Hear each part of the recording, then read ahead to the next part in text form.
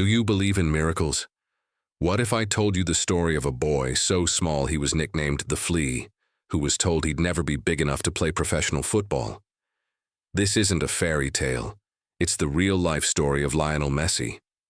From the streets of Rosario, Argentina, battling a growth hormone deficiency, to becoming a global icon, and arguably the greatest player of all time, his journey is one of sheer willpower, breathtaking talent, and unwavering dedication.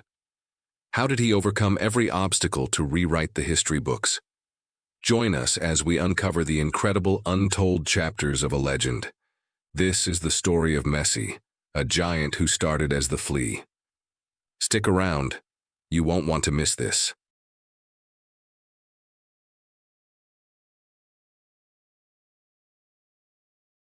How does a boy, once diagnosed with a growth hormone deficiency, become the greatest footballer of all time?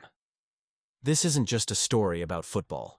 It's a story about a little boy from Rosario, Argentina, who dared to dream bigger than his size. On June 24, 1987, a legend was born. Not into a world of wealth or privilege, but into a tight-knit, football-loving family. His father, Jorge, was a steel factory worker, and his mother, Celia, worked as a part-time cleaner. They lived in a humble home in Rosario, but what they lacked in material wealth, they more than made up for in love and passion for the beautiful game. From the moment he could walk, a football was his constant companion. His older brothers, Rodrigo and Matias, and his cousins, would play in the dusty streets. And little Leo, even as a toddler, would insist on joining in. His grandmother, Celia, was his biggest believer.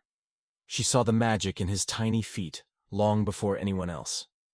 When he was just 4 years old, she took him to the local club, Grandoli, where his father was a coach. The coach was hesitant, looking at this tiny child, worried he'd get hurt playing with bigger boys. But his grandmother insisted. "Put him on," she urged. "You'll see how well the boy plays."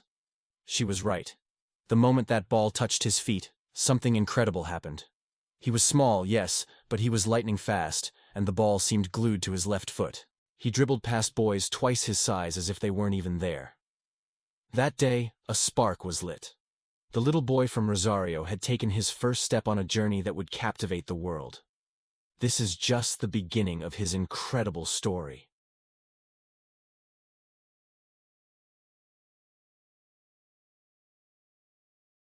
Have you ever seen that famous picture of a tiny kid, almost swimming in a red and white football kit? That little boy, with his determined eyes, is none other than Lionel Messi, and the club was Grandoli, his very first team. This is where the story of the greatest of all time really begins.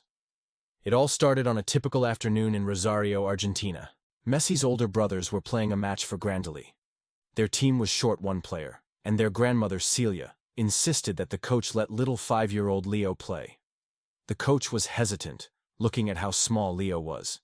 "He's too small," he said. "He'll get hurt." But Grandma Celia wouldn't take no for an answer. "Put him on," she insisted, "and you'll see how well the little boy plays." Reluctantly, the coach agreed.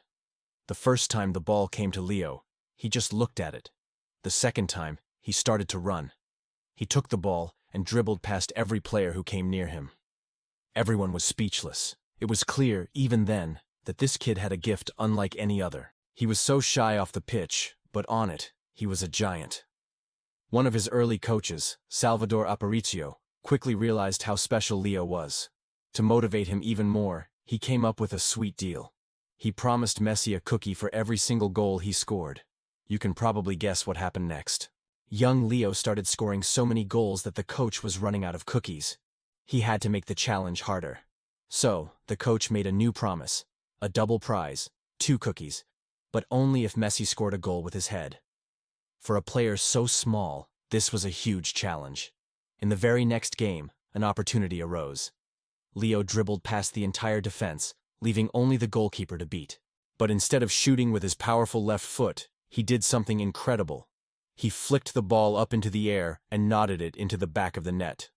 Then he immediately ran over to the sideline, looked at his coach, held up 2 fingers, and shouted, "2 cookies!"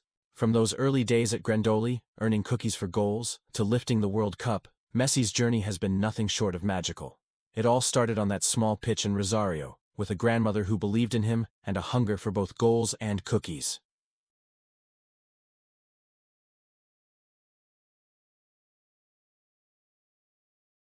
Welcome back to our journey through the life of Lionel Messi. Last chapter, we saw a young prodigy taking his first steps in his hometown of Rosario. In this chapter, we follow him to a place where legends are born, Newell's Old Boys. At just 6 years old, Leo joined the club he supported as a boy. He was placed in their youth team, a group of kids born in 1987. But this wasn't just any youth team. They would soon become legendary, known throughout Argentina as La Máquina del 87, the Machine of 87. Why the Machine? Because they were practically unbeatable. With little Leo leading the charge, they were a spectacle of skill, teamwork, and an unquenchable thirst for victory. Messi was their heart, a tiny magician who could dribble past anyone. He scored goals for fun, sometimes netting 3 or 4 in a single game. In the 6 years he played for them, it's said they lost only 1 match. They were more than a team. They were a phenomenon, a brotherhood of future stars led by their quiet, unstoppable genius. But even for a machine, things don't always go according to plan. There's a famous story about a crucial final they were playing. The first half was underway, and Newell's were losing 1-0. The team was struggling, and panic started to set in. Where was their star player? Where was Leo? As it turns out, young Messi had accidentally locked himself in the bathroom at home and couldn't get out. He was desperately trying to break free while his team was on the brink of defeat. Finally, he managed to break a window and escape. He rushed to the stadium, arriving just in time for the second half. His coach immediately put him on the field. The moment he stepped onto the pitch, everything changed. It was like a switch had been flipped. Messi took control of the game, a whirlwind of energy and determination. He scored not 1, not 2, but 3 goals, a magnificent hat trick that turned the game completely on its head. That's all for this chapter in the incredible story of Lionel Messi.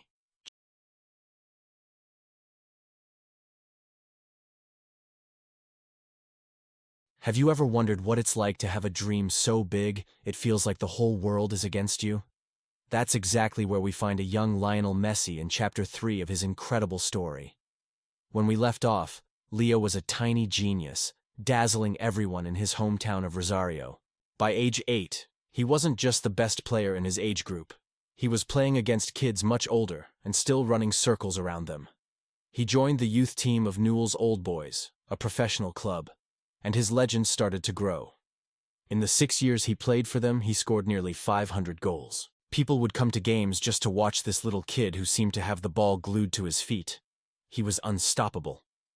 But then, just as his star was beginning to shine its brightest, life threw him a challenge that no one saw coming. At age 10, Leo was a lot smaller than the other kids his age. His parents, Jorge and Celia, noticed he wasn't growing. They took him to a doctor, and the diagnosis was heartbreaking. He had a growth hormone deficiency. This meant his body wasn't producing enough of the hormones needed to grow. The news was devastating for the Messi family. The treatment was incredibly expensive, costing around $1,000 a month. For a working-class family in Argentina, this was a massive financial burden. His father's health insurance could only cover the costs for 2 years. Newell's Old Boys initially promised to help, but eventually backed out. The family's dream, and Leo's future in football, was suddenly at risk.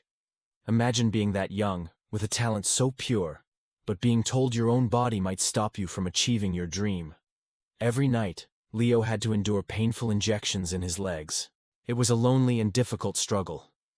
His family sacrificed everything, searching desperately for a club that would not only see his talent, but also be willing to pay for his crucial medical treatment. The future of one of football's greatest ever players was hanging by a thread.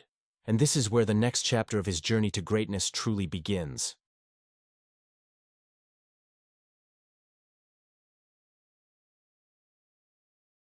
Have you ever heard the story of how the greatest footballer of all time was signed on a napkin? It sounds like a legend, but it's the incredible true story of how Lionel Messi joined FC Barcelona. By the age of 13, Messi's talent at Newell's Old Boys in Argentina was undeniable. But his family faced a huge challenge: his growth hormone deficiency. The treatment was expensive, costing around $900 a month, a sum his family and local clubs couldn't afford. This is where Barcelona enters the picture. The club heard whispers of a once-in-a-generation talent, and invited him for a trial. The Messi family flew to Spain full of hope. But weeks passed, and the Barcelona executives were hesitant. They were unsure about signing such a young foreign player with a costly medical condition. Messi's father, Jorge, was growing impatient and was ready to take his son elsewhere. That's when Carlos Rexach, Barca's technical secretary, made a decisive move. At a local tennis club with no official contract papers available, he grabbed a simple paper napkin.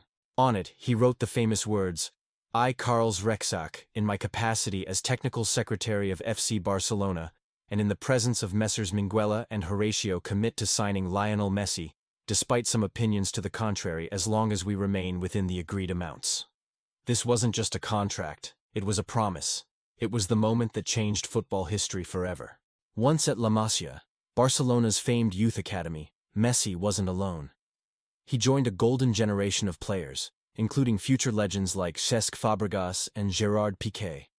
They were known as the Baby Dream Team. While Messi was initially shy and quiet, his feet did all the talking on the pitch. His new teammates were mesmerized. Fabregas later recalled that they initially thought Messi was mute, but once he started playing, they knew he was something special. Together, they dominated youth football, forming bonds that would last a lifetime. This wasn't just the beginning of Messi's career. It was the birth of an era that would redefine Barcelona and the world of football. Thanks for watching. If you enjoyed this chapter of Messi's story, don't forget to like, subscribe, and hit that notification bell so you don't miss what happens next. See you in the next video.